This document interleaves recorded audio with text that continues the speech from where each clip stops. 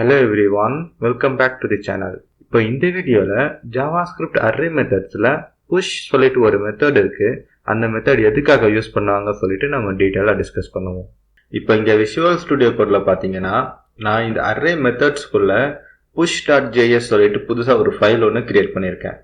நம்ம already use பண்ணிருக்க அதே ரெபாசிட்டரி தான் யூஸ் பண்ணிருக்கேன். சோ ரெபாசிட்டரிக்கான லிங்க் வீடியோ டிஸ்கிரிப்ஷன்ல இருக்கு.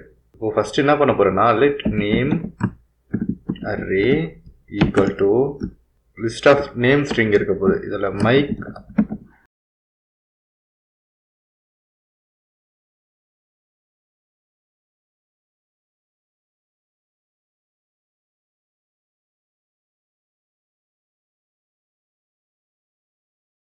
ஸோ இந்த புஷ் மெத்தட் என்ன பண்ணுன்னா அரே ஐட்டம்ஸ்ல புதுசா ஒரு ஐட்டம் ஆட் பண்ணி விடும். அதாவது எண்ட் ஆஃப் தி அரேல புதுசா ஒரு ஐட்டம் ஆட் பண்ணிட்டு அந்த அரேயோட லென்த்தை ரிட்டர்ன் பண்ணும். ஓகேங்களா? So console dot log of name array dot push of ஒரு நேம் கொடுக்க போறேன், ஆரிஃப் சொல்லி கொடுக்க போறேன், ஆரிஃப். இது வந்துட்டு டிஃபால்ட்டா அரேயை புஷ் பண்ணி விட்டுரும். ஓகேங்களா? அரேயை புஷ் பண்ணிட்டு எத்தனை ஐட்டம் இருக்கோ அந்த லென்த்தை ரிட்டர்ன் பண்ணும். அதுக்கப்புறமா இன்னொரு கன்சோல் ஸ்டேட்மெண்ட் இந்த நேம் அரேல என்ன இருக்கு சொல்லி பார்க்க நேம் அரே.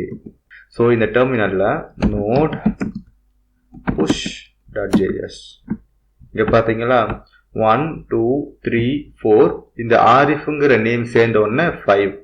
ஸோ லென்த் வந்துட்டு 5 ரிட்டர்ன் பண்ணுது. அப்டேட் ஆன அரே வந்துட்டு இங்க புதுசா ரிட்டர்ன் பண்ணுது, Mike Tyson John Doe Arif. ஓகேவா? இது ஸ்ட்ரிங்குக்கு.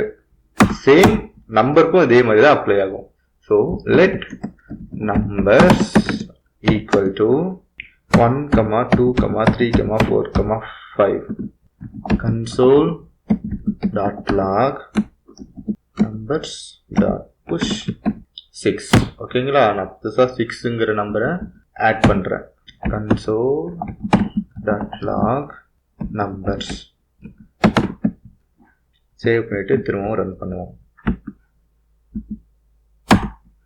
ஸோ அரேக்குள்ள ஏதாச்சும் ஒரு எலிமெண்ட் ஆட் பண்றதுக்கு இந்த புஷ் மெத்தட் யூஸ் பண்ணிக்கலாம். ஓகேங்களா?